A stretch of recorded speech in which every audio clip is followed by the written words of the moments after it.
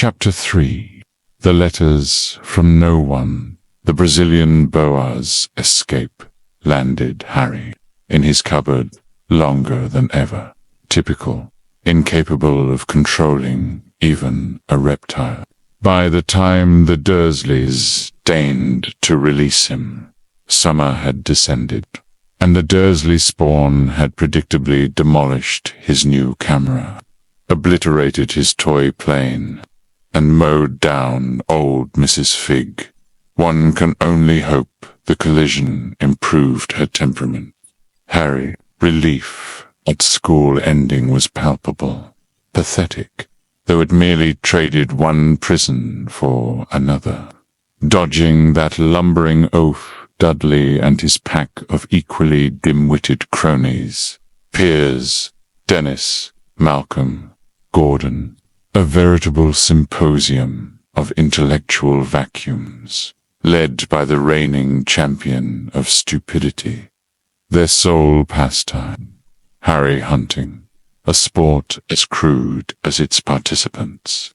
Naturally, Harry fled outdoors whenever possible, dreaming of secondary school, Stonewall High, a fittingly grim moniker for the future awaiting him. The Dursley boy, naturally, was bound for Smeltings, Vernon's alma mater, an institution doubtless renowned for polishing TURDS. Dudley found Harry's destination hilarious.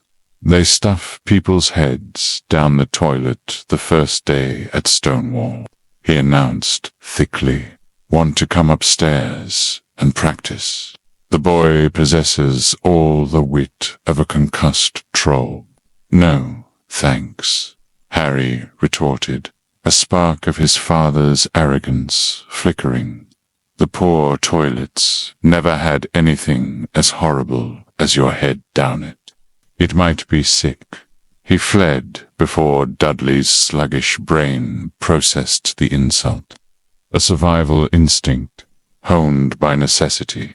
1 point, grudgingly acknowledged. Petunia took her precious dudders to London for his uniform, abandoning Harry with the cat-obsessed Fig. Even she seemed less insufferable, having tripped over one of her feline overlords. She allowed Harry television, then ancient chocolate cake charity. How nauseating that evening. Dudley strutted in his Smeltings regalia, maroon tailcoat, revolting orange knickerbockers, a straw boater, and a knobbly stick for training. Training for a life of sanctioned thuggery. Perfect. Vernon gruffly proclaimed it his proudest moment. Petunia wept over her Eichel Dudleykins. Harry, wisely, remained silent, likely stifling laughter that might crack ribs. The sight was inherently ludicrous. Even a Potter could recognize the dot the next morning reeked. A cauldron of grey water stewing rags sat in the sink. Harry's uniform, Petunia lips tight as a galleon purse, announced she was dying. Dudley's cast-offs, grey, how creatively cruel. Like dressing a scarecrow in mouldy sacking. Harry wisely didn't argue, though the image of himself in old elephant skin was likely accurate. Vernon and Dudley wrinkled their noses. The hypocrisy is staggering. They create the stench, then recoil from it. The mail slot clicked. Letters thudded on the mat. Vernon barked orders. Dudley deflected. Harry was sent. The perpetual house. 3 items lay there. Pay, a postcard, the bill, and at last, a letter, thick yellowish parchment, emerald ink, addressed with unnerving precision. Mr. H. Potter the cupboard under the stairs for privet drive little winging Sereno stamp. A purple wax seal, lion, eagle, badger, snake Hogwarts crest. Sent, no doubt, by some sentimental fool in the registrar's office. Minerva, perhaps, oblivious to the viper's nest they've addressed it to. "Hurry up, boy," Vernon bellowed, checking for letter bombs. The man's attempts at humor are as sophisticated as his son's intellect. Harry returned, mesmerized by the envelope. He handed over the bill and postcard, slowly opening his own letter. Vernon scanned the bill, snorted, flipped the postcard. Marge's ill. Ate a funny whelk. Poetic justice. Dad, Dudley yelled. Dad, Harry's got something. Harry was unfolding the heavy parchment when Vernon snatched it. Predictable, like watching flobberworms mate. Tedious and inevitable. "That's mine." Harry lunged, foolish, like a kitten swatting a dragon. "Who'd be writing to you?" Vernon sneered, shaking the letter. Open. His face cycled through red-green, and finally the sickly grey of spoiled porridge. "Petunia," he gasped. Dudley grabbed. Vernon held it high. Petunia took it, read the first line, and clutched her throat dramatically. Vernon. Oh my goodness, Vernon. Theatrics worthy of a third-rate production of Goblin Troubles. Their terror is satisfying. They stared, forgetting the boys. Dudley, unused to irrelevance, whacked Vernon's head with his stick. "I want to read that letter," Harry shouted. "I want to read it, as it's mine. The boy has spirit. I'll grant him that. Wasted, of course. Out." Vernon roared, seizing both by the scruff and ejecting them. A silent scuffle ensued at the keyhole. Dudley won. Harry listened. At the floor crack. "How could they possibly know where he sleeps?" Petunia quavered. "You don't think they're watching the house?" "Watching, spying, might be following us," Vernon muttered wildly. "Paranoia. Delicious. They sense the world they despise closing in. But what should we do? Tell them we don't want." "No," Vernon decided. "We'll ignore it. I'm not having one in the house, Petunia. Didn't we swear we'd stamp out that dangerous nonsense? Stamp out as if magic were a cockroach." How typically Muggle that evening, Vernon visited the cupboard. Unprecedented. "Where's my letter?" Harry demanded instantly. Persistent. Like a niffler after gold. Annoying trait. Addressed by mistake. Burned it. Vernon lied curtly. It was not a mistake. It had my cupboard on it. Silence. Spiders fell. Vernon forced a ghastly smile. "Sorry about this cupboard. You're a bit big. Move into Dudley's second bedroom." Ah, fear motivates. How delightful. They think shifting his hovel will shake off Hogwarts. One trip moved Harry's meager possessions. He sat amidst Dudley's broken junk, video camera, TV, birdcage, bent air rifle, and untouched books.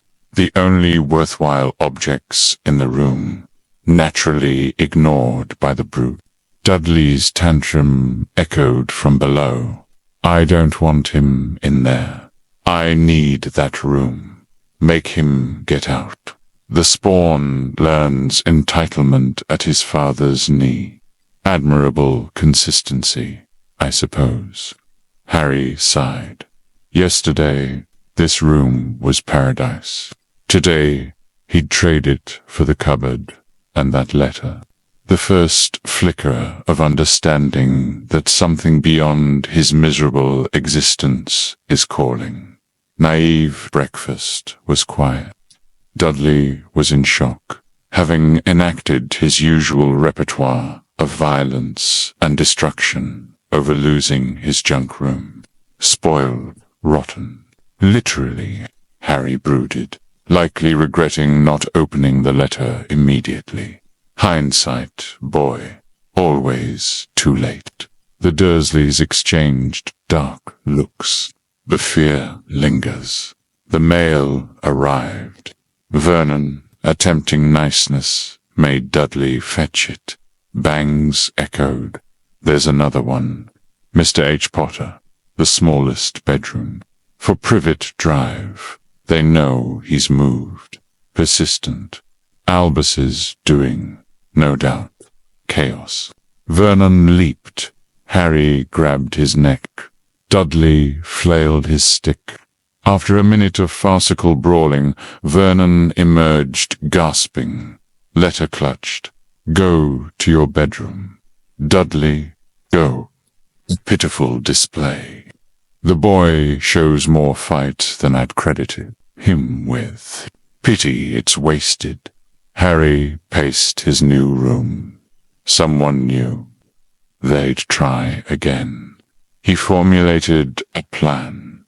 Simple, direct, doomed to fail against Vernon's burgeoning hysteria. He woke early, stole downstairs. Heart-hammering anticipation, or just malnutrition, crept towards the door and trod on Vernon's face. The oaf was sleeping on the doormat. Lights blazed.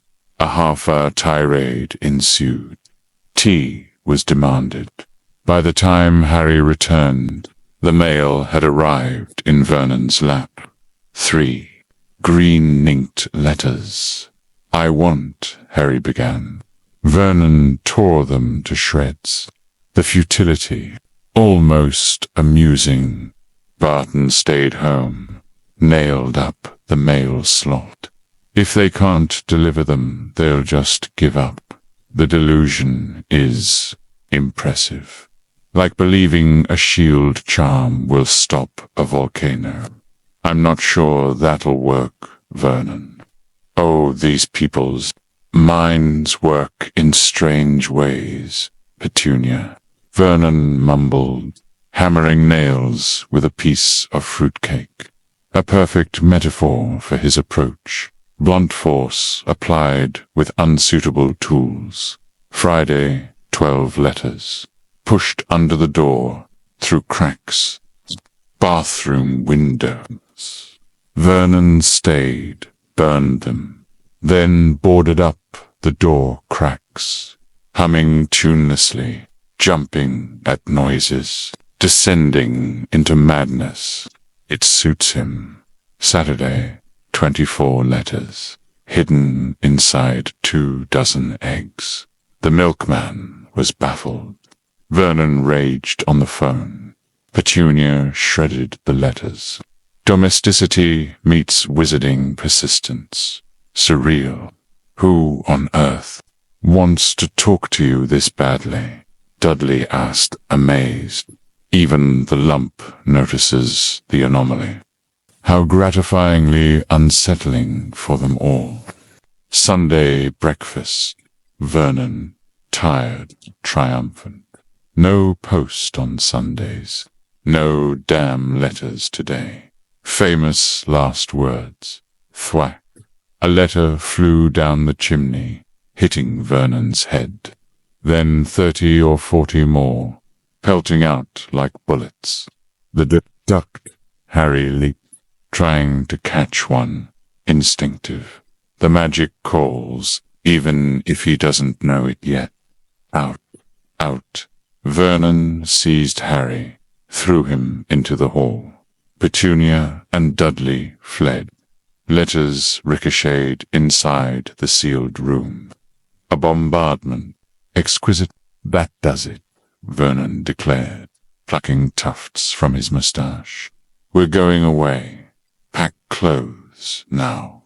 Running. How typical.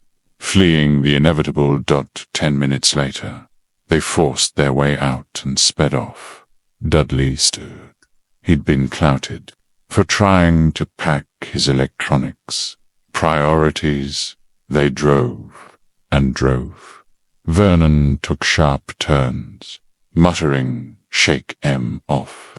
Shake M off," as if Hogwarts owls are bloodhounds. The man's grasp of reality is tenuous. No food, no drink, Dudley howled. The hardship, missed television. The horror. Nightfall found them at a dismal hotel outside a city.